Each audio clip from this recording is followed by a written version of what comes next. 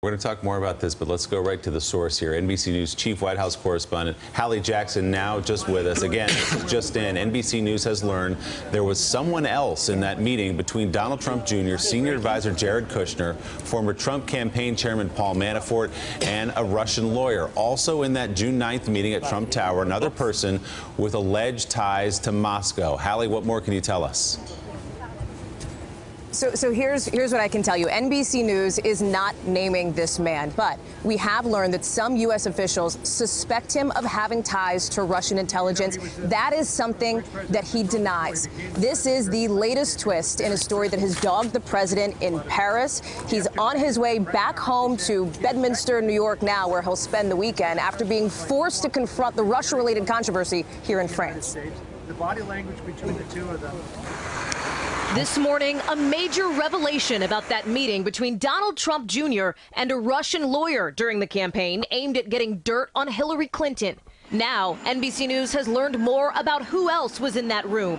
A Russian-American lobbyist, a former Soviet counterintelligence officer, suspected by some U.S. officials of having ongoing ties to Russian intelligence. NBC News is not naming that lobbyist, who denies any current ties to Russian spy agencies. His presence likely to be of interest to investigators. The lawyer, Natalia Veselnitskaya, acknowledged to NBC News she was accompanied by someone but declined to identify him.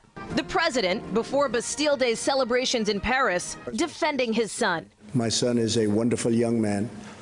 He took a meeting with a Russian lawyer, not a government lawyer, but a Russian lawyer. But Trump Jr. accepted the meeting last June with someone at first explicitly identified as a Russian government attorney. I think from a practical standpoint, most people would have taken that meeting. It's called opposition research, but nothing happened from the meeting. Zero happened from the meeting. And honestly, I think the press made a very big deal over something that really a lot of people would do. The president argues it's politics as usual. And while opposition research is, what's not is when it comes from someone claiming to represent a foreign government and an adversary at that. Now, in new excerpts released from a conversation with reporters on Air Force One, the president calls his son a good boy and a good kid. Trump Jr., who's 39, is 10 days younger than the French president, who stood alongside President Trump in a Paris news conference, seeming to stifle a smile as his counterpart was asked about his past remarks after terror attacks in France. Paris is so out of control. We don't want to end up like France. France is no longer France. Now? I'm coming back. You better do a good job, please. Otherwise, you're going to make me look very bad. So let me get to that exclusive reporting of ours this morning, guys. NBC News, we have reached out to all of the individuals, representatives for all the individuals involved initially in that June 9th, 2016 meeting. So far, no comment from them. If we get a comment, obviously we'll be updating that reporting with what, if anything, they knew about this person. And again, just to underscore something that you heard in that piece, this is likely to raise some interest, perhaps some concern now from investigators looking into all this.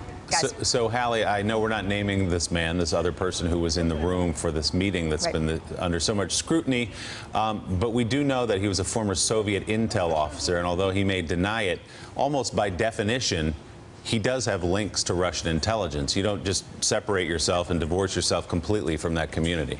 Right. And that's why you are hearing some of these U.S. officials that we've spoken to say exactly that, Willie, that he is still suspected of having these ties. Now, again, this person who we got to emphasize we're not naming right now is denying all of that.